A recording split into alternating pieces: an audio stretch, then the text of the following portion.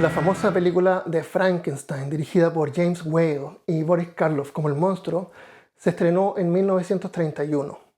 No está directamente basada en la famosa novela de Mary Shelley, sino que en una obra de teatro inspirada por la novela, que fue la que introdujo el icónico asistente jorobado y un monstruo bruto que se aleja de la criatura elocuente y filosófica de la novela de Shelley.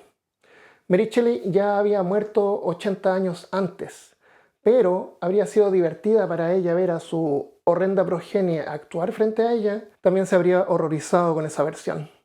En vida alcanzó a ver adaptaciones teatrales que ya habían corrompido su novela, que ella veía más como un experimento filosófico más que como una historia de terror, en un espectáculo de feria con gritos, relámpagos y ayudantes grotescos. Pero en la película de 1931, después de todo, Whale, el director, sí usa al monstruo para cuestionar la moral dominante de su tiempo, en un lenguaje cinematográfico inspirado en el expresionismo alemán del que hablamos la semana pasada. Es una metáfora visual sobre el rechazo y la diferencia. El otro, en este caso, es la figura de Boris Karloff, quien con un tono más visceral se convirtió en la imagen de Frankenstein que conocemos hoy. Así que, para aprovechar ese mismo año, la editorial Grosset y Dunlap republicó la novela de Shelley, incluyendo ahora imágenes de la película y una introducción extendida de Shelley, donde cuenta cómo se le ocurrió la idea para el libro.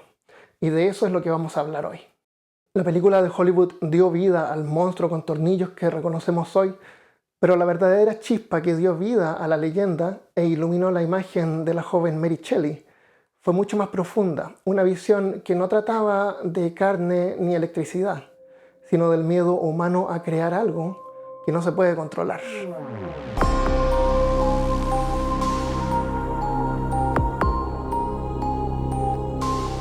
Saludos, soy Armando Loyola y te hablo desde los lugares más vivos de Huntsville.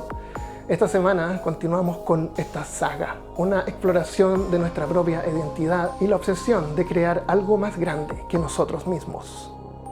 Antes de continuar brevemente, quiero dar unos agradecimientos a todos y todas las que vieron el episodio anterior sobre el golem y han dejado mensajes de apoyo. El episodio anterior y todos los episodios desde ahora están disponibles en YouTube, Spotify y Patreon. Les aprecio mucho y me da gusto que se interesen por estos temas y mis disparates. Muchas gracias. Esta historia comienza con un sueño lúcido, en el que un pálido estudiante de artes simpias, arrodillado junto a la cosa que había ensamblado, el horrendo fantasma de un hombre tendido al accionar de una máquina que comienza a moverse. Y como el horrorizado artífice desearía mejor que el cadáver regresara a la materia muerta. Y así, impresionada con su propia idea, Shelley decidió abandonar una historia de fantasmas para idear algo que asustara al lector tal como se había asustado ella misma. Pero la verdad es que esta no fue solo una idea que se le apareció en un sueño. Su novela, más que una historia gótica de fantasía, es el resultado de experiencias personales y estudios científicos de la época, como las de Luigi Galvani, que había hecho moverse cuerpos de animales e incluso de humanos ejecutados con electricidad. O sea, a diferencia de los cuentos góticos de la época, donde el terror era producto de fuerzas mágicas, Frankenstein explica la creación del monstruo mediante principios científicos. Y así, con el escepticismo y la conciencia crítica que había heredado de sus padres, Mary Shelley logró crear la primera novela de ciencia ficción, explorando las hipótesis científicas de su tiempo y las consecuencias del progreso como el origen central del drama psicológico y del horror existencial que presenta. Y como si todo eso fuera poco, también es la primera obra que incluye al ahora icónico científico loco. Pero espera, podría decir un científico literario de peor caso. En el episodio de Kepler dijiste que él fue el primero en escribir una historia de ciencia ficción. A lo que yo digo, sí, pero no. El sueño se llamaba un relato de Johannes Kepler que escribió por 1630. Cuenta la historia de un joven que viaja a la luna con ayuda de un demonio y describe cómo sería la vida y la astronomía vistas desde ahí. O sea, Kepler usa ficción para explicar ideas científicas en una época en que esas teorías podrían haberle causado problemas, principalmente por parte de la Iglesia. Otra historia similar es una que se llama Micromegas de Voltaire. Él escribió por 1750. Eso, se trata de un habitante de Sirio que es una estrella, y otro de Júpiter, que viajan a la Tierra y critican lo arrogante que es el ser humano frente a la inmensidad del cosmos. O sea, una sátira y ciencia imaginaria usada como mecanismo para criticar el dogma religioso y el orgullo intelectual de la época indirectamente. Mary, originándose de una familia de pensadores y rodeada de personas educadas y creativas, vive también otras experiencias que fueron más allá que una simple idea en un sueño. Una de ellas fue a los 16, cuando se fue de vacaciones desde Londres por Europa, se escapó por 6 semanas con quien luego se convertiría en su esposo, Percy. Descendiendo por el río Rin, en Alemania, pasaron cerca del castillo Frankenstein, un lugar real, y aunque no lo vieron personalmente, seguramente era común que el guía del ferry o del barco contara historia de los lugares cercanos. Allí es donde pudo haber escuchado sobre el castillo Frankenstein y el excéntrico alquimista que lo habitaba y hacía experimentos con cuerpos humanos. Se decía que el diablo lo visitaba en las noches de tormenta. El castillo, que es un lugar real, ya era antiguo por 1814. Fue fabricado por nobleza alemana, caballeros medievales, en el siglo XIII por el año 1250. Frankenstein significa francos, que es un pueblo germánico, y Stein significa piedra o roca, o sea, la piedra de los francos, o roca franca. Significa que este es un nombre geográfico, designando al castillo en la región de los francos. Y el alquimista, bueno, la gente pensaba que él era el barón Frankenstein, señor del castillo, pero no era así, aunque sin duda pudo haber encendido la imaginación de Mary. Lo que sí es verdad es que en el castillo habitó un alquimista y su nombre era Johann Conrad Dippel. Dippel nació en el castillo en 1673, pero no era un noble. Su padre era un pastor luterano y se encontraba allí solo porque el castillo servía como residencia o como edificio administrativo del ducado de Darmstadt. O sea, Dippel nació allí por casualidad. Su padre trabajaba en la zona y el castillo ofrecía alojamiento a los funcionarios o religiosos. O sea, Dippel no era el barón Frankenstein. Pero sí es verdad que era un alquimista y algunos de sus experimentos eran realmente sórdidos en ese mismo castillo. Dippel estudió teología, filosofía y medicina en la Universidad de Gießen. Era muy inteligente pero también arrogante y polémico, enfrentándose a la iglesia y a la comunidad académica con sus ideas poco ortodoxas. Con el tiempo abandonó la religión para dedicarse a la alquimia y a experimentar con cadáveres, huesos y aceites animales en su búsqueda de elixires de la vida eterna. O sea, prácticamente Herbert West Reanimator de H.P. Lovecraft, que es a su vez una parodia del estilo científico y decadente de Shelley. Por decadente me refiero al romanticismo oscuro, paisajes lúgubres, lenguaje melancólico y pesimista. Dippel murió en 1734, así que obviamente no descubrió el secreto de la vida eterna, pero su creación más famosa fue el aceite Dippel, una sustancia oscura y viscosa obtenida del destilado de huesos y sangre de animales.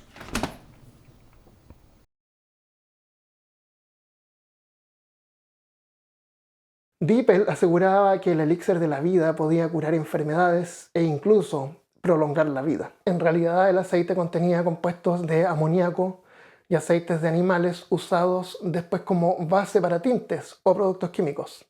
De alguna manera sí fue útil. Esta práctica alimentó también rumores de que Dippel robaba cuerpos para experimentar. Una práctica que sabemos no era extraña, pero algo que la imaginación popular pronto transformó en historias de resurrección y creación de vida artificial. Se decía que Dippel practicaba alquimia y anatomía y supuestamente había trabajado con nitroglicerina, lo que habría provocado la destrucción de una de las torres del castillo. Pero eso no es así tampoco. Anacronismo, la nitroglicerina no se había descubierto en ese tiempo y la torre creo que ya estaba destruida. Otros rumores sobre Johann Dippel también son invenciones más modernas. Se dice que realizaba experimentos con cadáveres intentando transferir el alma de un cuerpo a otro.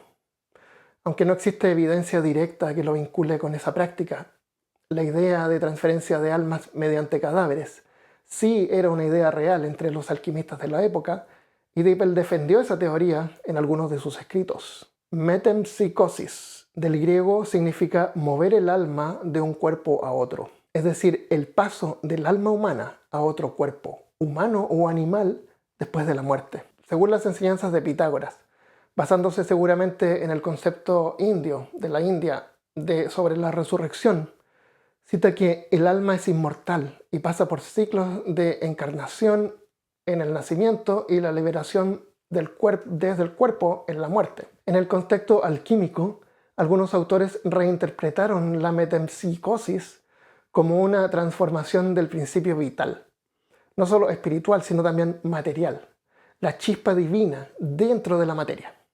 Por ejemplo, Philippus Aurelius Theophrastus Bombastus von Hohenheim, también conocido como Paracelso, habla de transferir el archeos, espíritu vital, entre dos cuerpos o substancias. Más allá en el cristianismo encontramos el término transmutatio animae, transmutación del alma, como aparece en textos místicos, teológicos y alquímicos cristianos entre los siglos XVI y XVII. Aunque no como una doctrina oficial, sino que como una enseñanza eclesiástica. Era un concepto simbólico dentro del cristianismo esotérico, usado para describir el proceso de purificación y transformación interior del alma mediante la gracia divina o la alquimia espiritual. En el Amphitheatrum Sapientiae Aeternae, voy a invocar algo un día, de 1595, significa anfiteatro de la sabiduría eterna.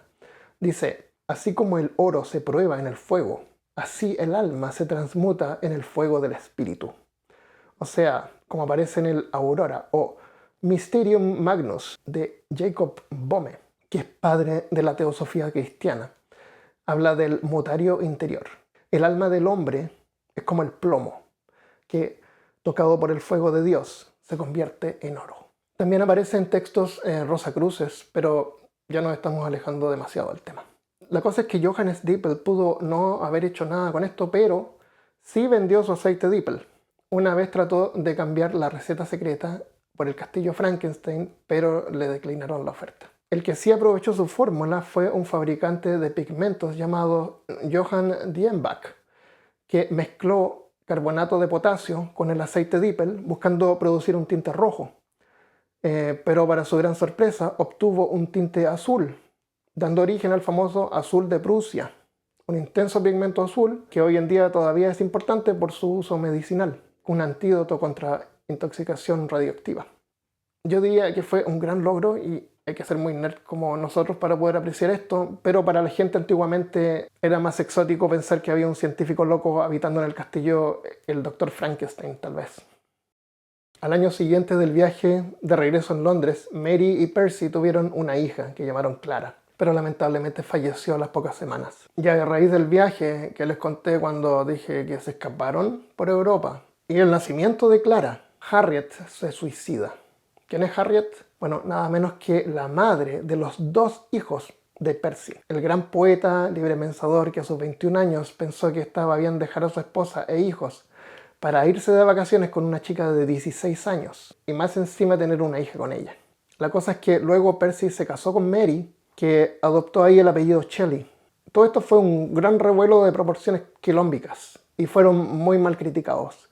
Percy y Mary trataron de adoptar a los chicos de Percy y Harriet, que tenían 2 y 3 años, pero los tribunales británicos rechazaron la custodia. El juez consideró que el estilo de vida de Percy, incluyendo su relación con Mary, antes del fallecimiento de Harriet, era inmoral y no apto para criar niños. Así que los niños fueron entregados a la familia de Harriet y nunca los volvieron a ver. Y como si esto fuera poco, por su conducta escandalosa e inmoral, el padre de Percy rompió también toda relación con él, aunque no lo desheredó legalmente. Así, elegible todavía de la herencia familiar, hacía acuerdos con abogados y prestamistas que le adelantaban algo de dinero a cambio de cobrarlas más adelante de su herencia. O sea, hipotecaba su futuro por un ingreso para poder vivir, como un bohemio endeudado. Por el lado de Mary, su padre, también molesto por su relación con Percy, le negó ayuda y terminaron viviendo gracias a préstamos, algunas ventas de manuscritos y la esperanza de una futura herencia. No eran famosos en ese tiempo por su literatura. Eran famosos, pero por otros motivos. Pero todo esto fue también lo que formó a Mary Shelley, esta carga trágica que junto a su curiosidad y conocimiento científico dio como resultado ese sabor agridulce y melancólico que caracteriza su creación literaria, convirtiéndolo en una importante figura de transición que ayudó a desplazar el tono del romanticismo inglés hacia algo nuevo, más moderno y racional, manteniendo una sensibilidad oscura, introspectiva, que luego se escuchó en las voces de Robert Stevenson, H.G. Wells, Charles Dickens, en la época victoriana. En 1816 los Shelleys estaban tan endeudados que frecuentemente cambiaban de residencia para escapar de los acreedores. Pero estaban juntos, y en ese invierno habían tenido un hijo que nombraron William. Pero en Londres seguían siendo objetos de crítica pública, Percy por su adulterio y ateísmo, y Mary por vivir en el pecado con él. Fue entonces cuando, con gran empuje por parte de la hermanastra de Mary, Claremont, decidieron partir nuevamente hacia Europa, como una especie de autoexilio. Así es que ese mismo año, a comienzos de primavera, Mary, Percy, el bebé William y Claire partieron rumbo a Suiza en un viaje que, como vamos a ver, se tornaría tan accidentado como revelador, porque todo esto aportaría finalmente al nacimiento de la historia que iluminaría los siglos. Pero había dos cosas que Shelley no sabía. Un año antes, a 12.000 kilómetros desde Londres, en Indonesia, el volcán Tambora había hecho erupción.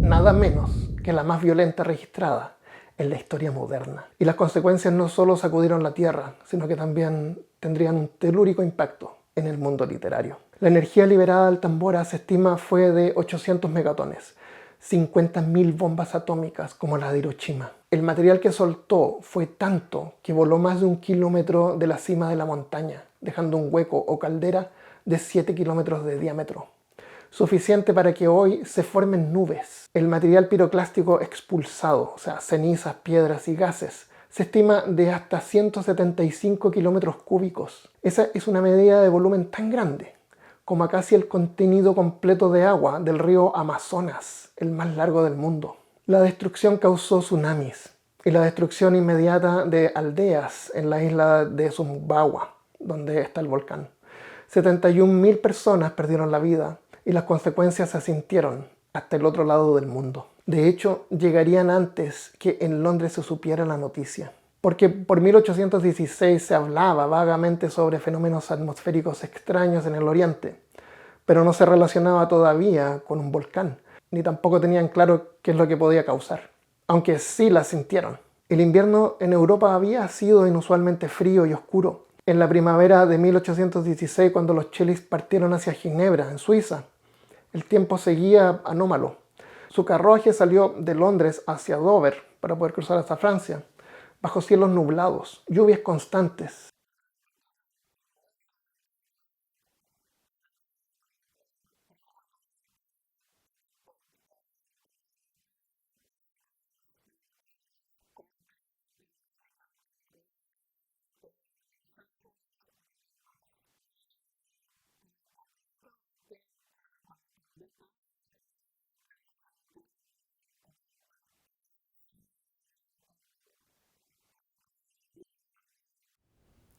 Observábamos con toda comodidad los rostros horrendos y viscosos de nuestros compañeros de viaje.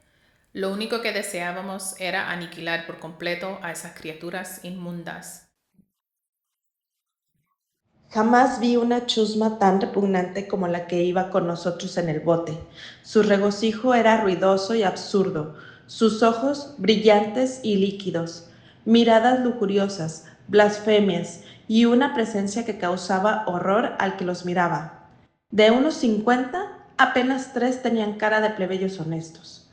Una anciana me cayó muy bien.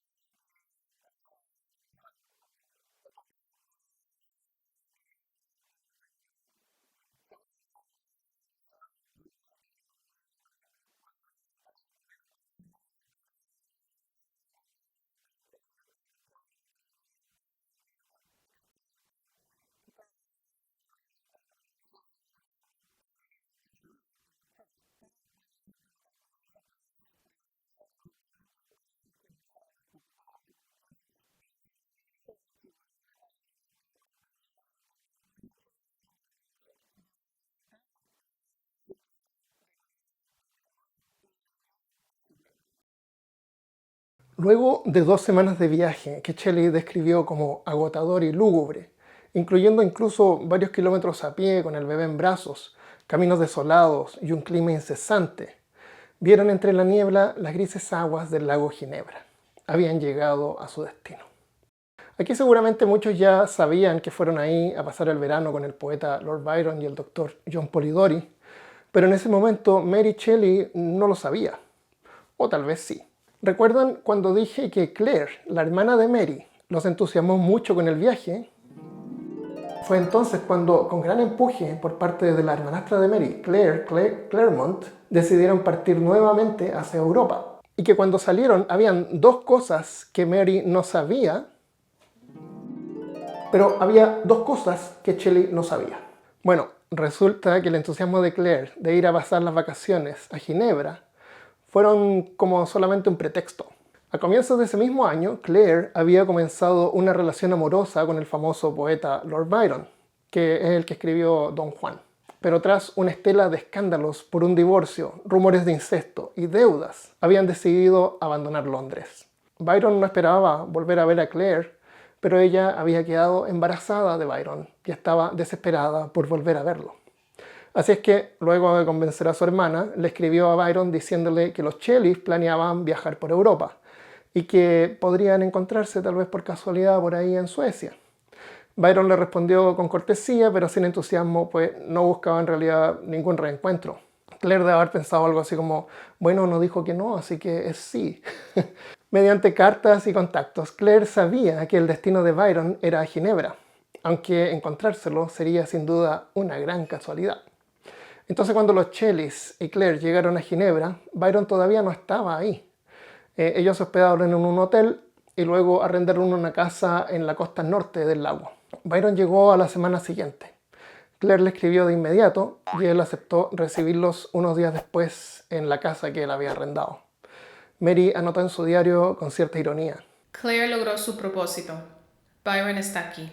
Y así, entre una atmósfera intelectual, romántica y tensa, los grupos aún así se reunieron casi a diario. Los días que debieron ya haber comenzado a estar más tibios seguían fríos y con cielos oscuros por las cenizas del Tambora, lo que causó lo que se llamó el año sin verano. En cualquier otro verano hubieran visto el lago Ginebra brillar azul bajo un cielo claro, con blancas barcas sobre el agua, paseos entre viñedos y relajadas tertulias al sol.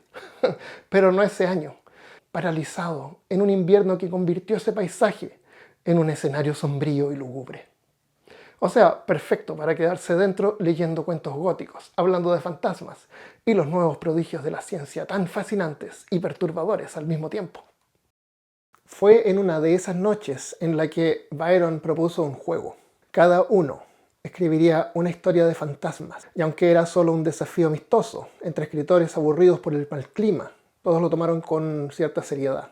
Y me imagino porque Lord Byron era una eminencia literaria en ese momento, y sorprenderlo al menos se habría sentido como un triunfo.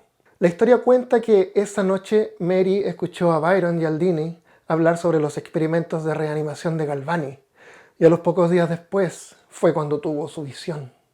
Y así, experiencias personales, emociones y recuerdos ocultos en la memoria afloraron, avivados por el sombrío ambiente donde duerme el miedo y despierta el sueño.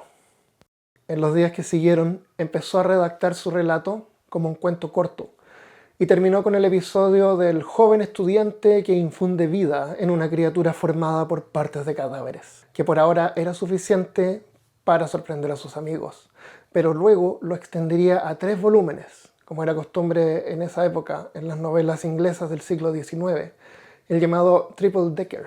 A principios del siglo XIX, muchas librerías funcionaban como bibliotecas de préstamo, una especie como de blockbuster de libros donde los lectores que pagaban una suscripción podían llevarse un volumen a la vez. Las novelas se publicaban en 3 tomos separados de unos 70 a 100 páginas cada uno, triplicando los ingresos de las editoriales y las bibliotecas que habían convencido al público que así es como una novela seria y prestigiosa es lanzada. Hoy en día, claro, eso sería simplemente capítulos, porque ninguna editorial vendería algo en 3 partes. Y hablando de trilogías, el juego que había propuesto Byron en Ginebra finalmente resultó en 3 historias. Aunque nos gustaría imaginar que se reunieron una noche en un antiguo living bajo el fuego de una hoguera mientras afuera rugía una tormenta, mientras que Mary les leía su historia, la verdad no fue tan así. Tal vez llegaron a compartir algunas ideas, pero no textos completos. Mary cuenta que Byron leyó su fragmento en voz alta,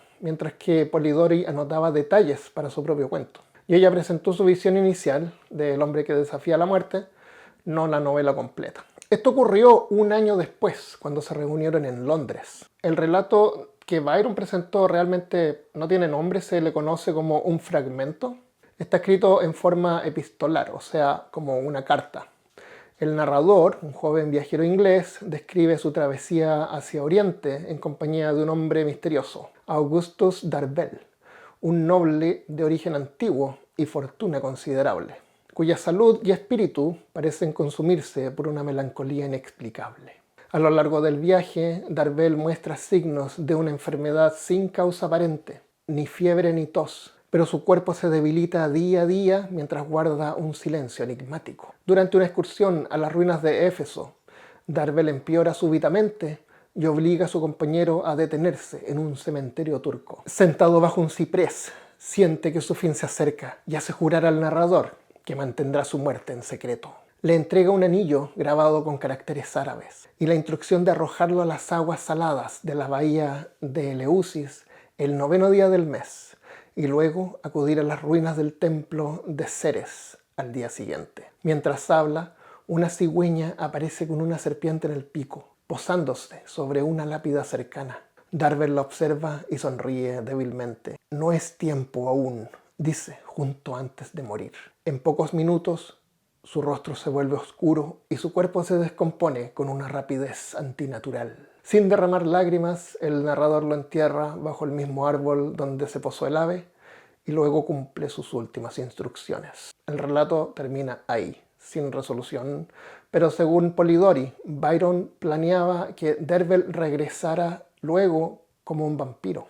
La imagen de la cigüeña, un símbolo de la vida, llevando una serpiente en el pico, que es un símbolo de la muerte, refleja el tema central del relato, la frontera difusa entre la vida y la muerte, como una insinuación al vampiro moderno, aunque aún no llega a mostrarlo explícitamente. El cuento de Polidori es parecido, bien parecido, es una copia. De acuerdo con Mary, Polidori estaba originalmente pensando en una idea terrible, dice, sobre una mujer con una calavera en vez de cara. Pero finalmente, inspirado por la idea de Byron, terminó con un vampiro también. El cuento de Polidori se llama The Vampire, con Y, que terminó siendo publicado en una revista en 1819. Y por una revista me refiero a algo como esto. Esta es una revista de 1845, donde aparece un relato de Thomas de Quincey que se llama Suspiria de Profundis, o Las Tres Madres del Dolor, que me gusta mucho. Aquí fue donde apareció publicado por primera vez. La historia de Polidori entonces comienza en Londres, donde un joven aristócrata inglés llamado Aubrey conoce a un misterioso hombre extranjero llamado Lord Ruthven. Su belleza, su frialdad y su aura inquietante atraen a todos, especialmente a las mujeres, aunque su compañía parece traer siempre desgracia. Aubrey, fascinado por su carisma, decide acompañarlo en un viaje por Europa. En Roma y Atenas, Aubrey se da cuenta de que cada persona con la que Ruthven se relaciona termina arruinada, enferma o muerta. Alarmado, Aubrey se distancia de él y viaja solo a Grecia, donde conoce a una joven llamada Iante, que le cuenta leyendas locales sobre vampiros, criaturas que se alimentan de los vivos y regresan de las tumbas. Poco después, Iante es hallada muerta, con marcas en el cuello, y Ruthven reaparece misteriosamente en la escena. Durante un ataque de bandidos, Ruthven es herido de muerte y le hace jurar a Aubrey que no revelará su muerte por 1 año y 1 día. Aubrey cumple con el pacto y lo entierra, pero al volver a Londres descubre lo imposible. Ruthven está vivo, idéntico, y ahora corteja a su propia hermana. Atado por su juramento, Aubrey no puede advertirle a nadie, pero finalmente el plazo termina y cuando trata de denunciarlo, ya es tarde. Ruthven se ha casado con su hermana y ella aparece muerta, desangrada, a la mañana siguiente de la boda. El vampiro desaparece así, sin dejar rastro. Claramente, Polidori se adueñó de varias ideas de Lord Byron, incluyendo su nombre, y lo reinterpretó como un vampiro aristócrata, elegante y cruel. Tal vez pensó que era una historia que merecía que fuera completada y lo hizo en honor a Byron, pero a este no le dio ninguna gracia. Especialmente cuando esa historia fue publicada como si fuera el autor y no John Polidori. Y aquí empiezan de nuevo otros cagüines. Polidori afirma que el editor publicó la historia sin su autorización y la puso bajo el nombre de Byron para vender más revistas. El cuento, sin duda, tuvo un éxito inmediato. El público estaba fascinado con la idea de que el célebre Lord Byron, poeta, había escrito una historia de vampiros. Pero Byron, en cólera, publicó una carta aclarando que él no era el autor. Dijo que todo había sido un malentendido y que The Vampire era una tontería sin valor. Agregó con ironía que si alguna vez él escribía sobre vampiros, lo haría mucho más entretenido. Polidori reclamó su autoría, pero su nombre ya había sido eclipsado con el escándalo. Y luego de duras críticas, deudas y problemas personales, murió 5 años después, a la edad de solo 25 años.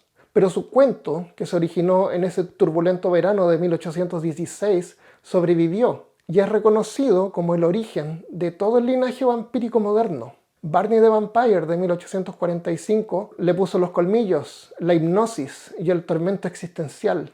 Carmilla de 1872 introdujo la figura de la vampiresa seductora y lésbica de la literatura gótica, una amenaza al orden moral que con el tiempo se convirtió en un poderoso símbolo de emancipación femenina y libertad sexual.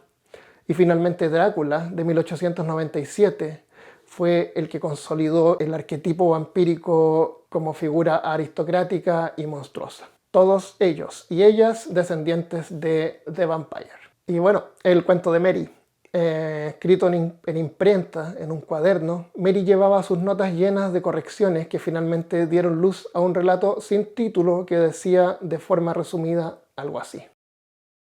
Era una noche lúgubre de noviembre, cuando contemplé la culminación de mis esfuerzos. Con ansiedad casi agónica, reuní los instrumentos de la vida, esperando infundir una chispa de ser en aquella masa inerte a mis pies. La lluvia golpeaba contra los cristales.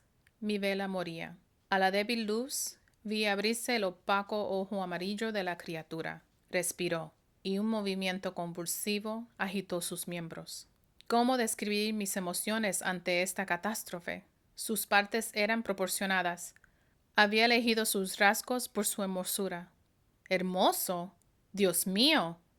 Su piel amarilla, su cabello negro, sus dientes blancos, solo acentuaban el horror de sus ojos acuosos y su tez marchita. Había trabajado casi 2 años con el propósito de infundir vida a un cuerpo inanimado. Lo había deseado con un ardor desmedido, pero al terminar, el sueño se desvaneció y el horror llenó mi corazón. Huí de la habitación, incapaz de mirar al ser que había creado. Intenté dormir, pero fui perturbado por sueños de muerte y corrupción. Desperté cubierto de sudor, temblando. A la luz amarilla de la luna lo vi, el monstruo. Su mano se alzó.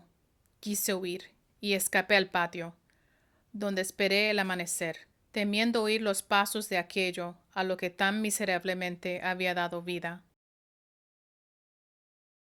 El manuscrito original de la mano de Mary y corregido por Percy se conserva hoy en 2 partes. Una en una librería de Oxford, donde está la mayoría de las páginas, y la otra en Morgan Library en Nueva York.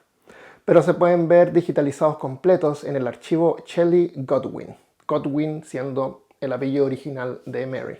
Así, con ayuda de Percy, Mary completó su novela y fue publicada en Londres en forma anónima en 1818, aunque varios críticos sospechaban que había sido escrita realmente por Percy.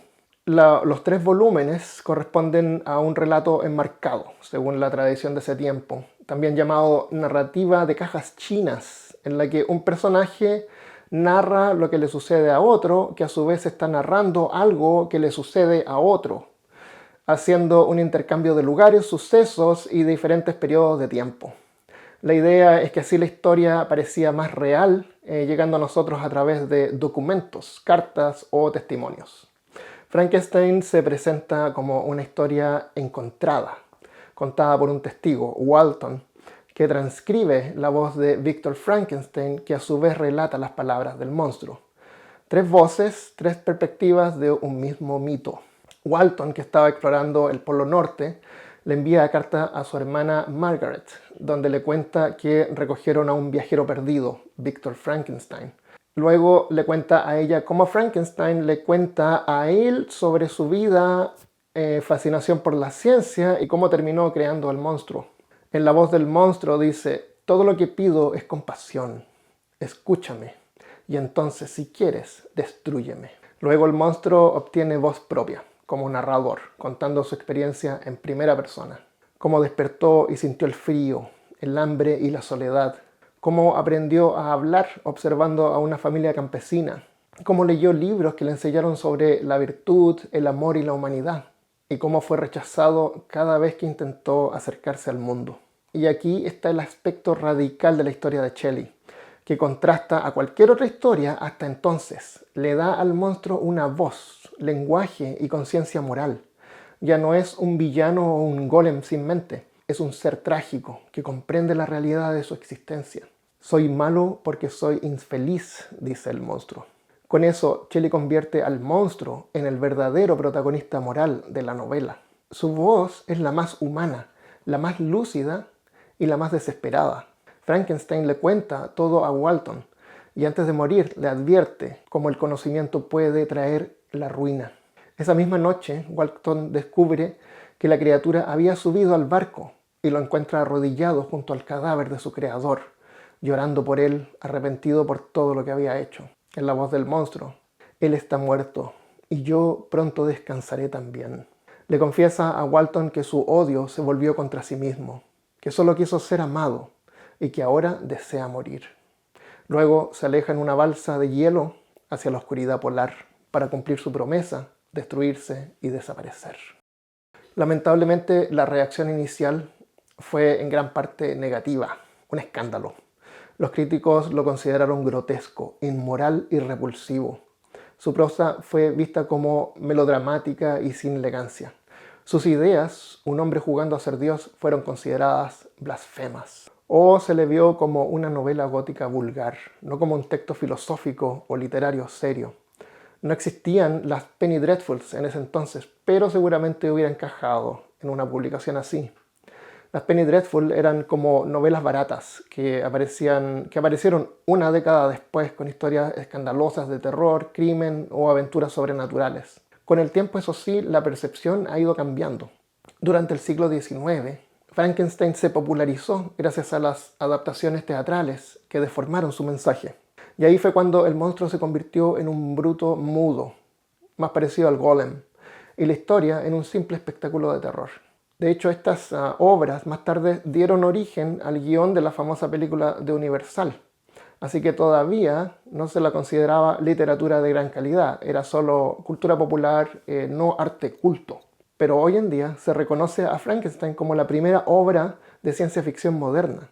Explora temas éticos y científicos, creación, responsabilidad y el límite humano, con una sensibilidad filosófica que anticipa el pensamiento del siglo XX.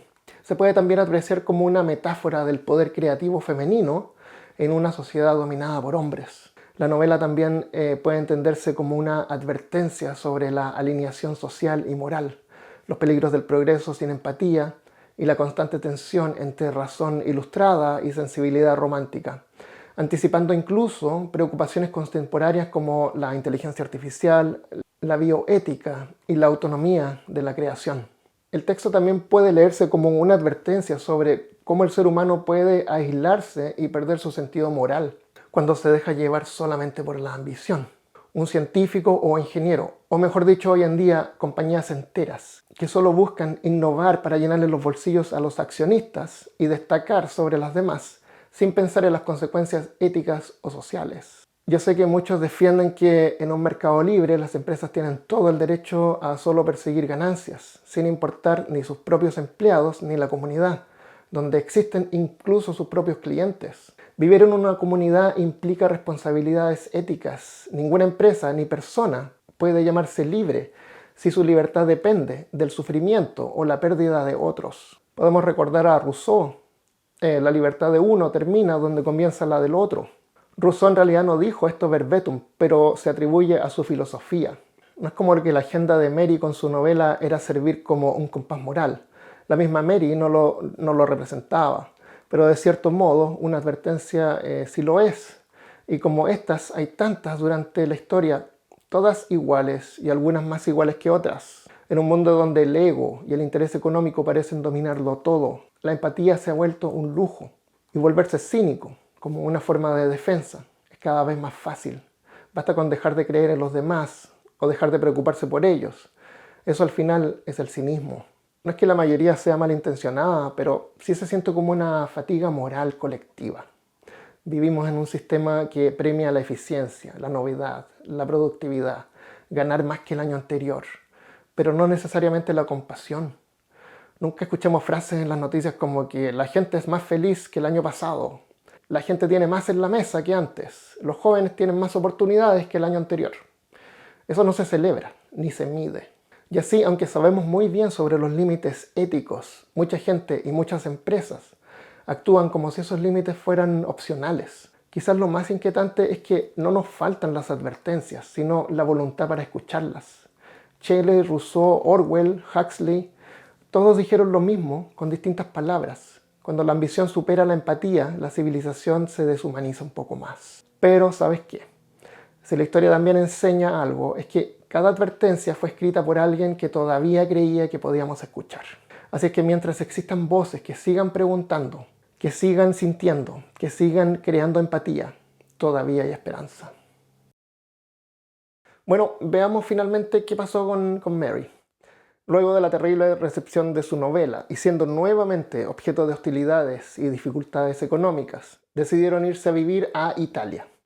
Junto con toda la tropa de Byron, crearon una especie de círculo romántico de expatriados. El clima también era mejor y la vida era más barata. Lamentablemente, William, el bebé que tenían cuando viajaron a Ginebra, murió de malaria al año siguiente, en 1819. Pero ese mismo año nació Percy Shelley, el único hijo de Mary que sobrevivió. 3 años más tarde, Percy, el marido de Mary, compró un velero para disfrutar por la costa y visitar a sus amigos que vivían en otras ciudades por Italia. Había estado planeando con Byron y otro amigo lanzar una nueva revista literaria antes de navegar de regreso a su casa en Leisi, al norte. Un viaje normalmente de unos 60 kilómetros. La embarcación había sido construida para que fuera más rápida, pero resultaba más inestable y Percy todavía no tenía mucha experiencia como navegante. Ahí fue cuando una tormenta lo sorprendió y el barco nunca llegó al destino. Mary pasó días sin noticias, angustiada, hasta que 10 días después llegaron rumores de que habían encontrado los cuerpos que el mar había devuelto. 24 años tenía Percy en ese momento.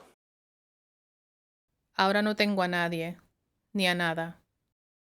Un amigo del círculo literario, Edward Trelawney, se encargó de planificar la cremación de los cuerpos que fueron quemados en la playa, como era la costumbre. Y aquí ocurrió una cosa curiosa. Edward se dio cuenta de que mientras los restos de Percy ardían, su corazón no se había quemado. Así es que con unas pinzas lo sacó de las llamas y el resto de las cenizas de Percy fueron enterradas en un cementerio en Roma. Pero su corazón finalmente regresó a manos de Mary, literalmente, quien lo envolvió en seda y junto con un manuscrito de un poema titulado Adonais, lo mantuvo en su escritorio hasta su muerte.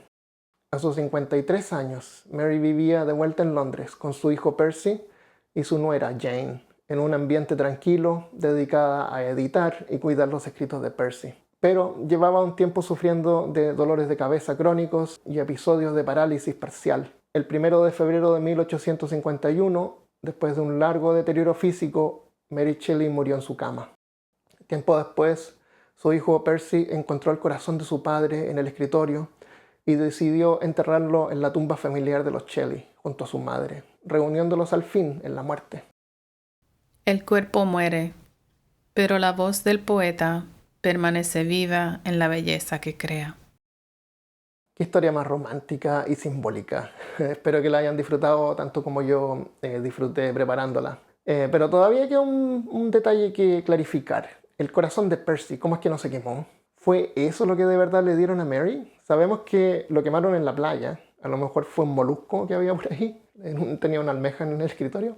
Cuando Percy Shelley murió ahogado, su cuerpo fue encontrado 10 días después y quemado en la playa por orden de las autoridades locales, porque eso era el protocolo sanitario para evitar epidemias. ¿Quién sabe de dónde venía ese cuerpo? Así es que el fuego se preparó al aire libre con leña, vino, aceite y sal marina. Estaban quemando un cuerpo haciendo un asado. Durante la cremación, Edward, el amigo de Shelley y de Byron, observó algo raro. El cuerpo se consumía, pero una parte del pecho no ardía completamente. Él escribió más tarde en sus memorias que se acercó, apartó las brasas y extrajo el corazón sin quemar del fuego. Qué extraño. Hay una posible explicación médica. Percy pudo haber sobrevivido una infección leve de tuberculosis, que a lo mejor no se dio ni cuenta, pero que le dejó cicatrices en los pulmones y pudo haber causado la calcificación del pericardio, la membrana que envuelve el corazón. Esta condición no es mortal, pero restringe la capacidad del corazón, causando síntomas de insuficiencia cardíaca, como dificultad para respirar y fatiga. Y es esta condición que habría vuelto el tejido duro, casi como una roca, haciendo que resistiera el fuego.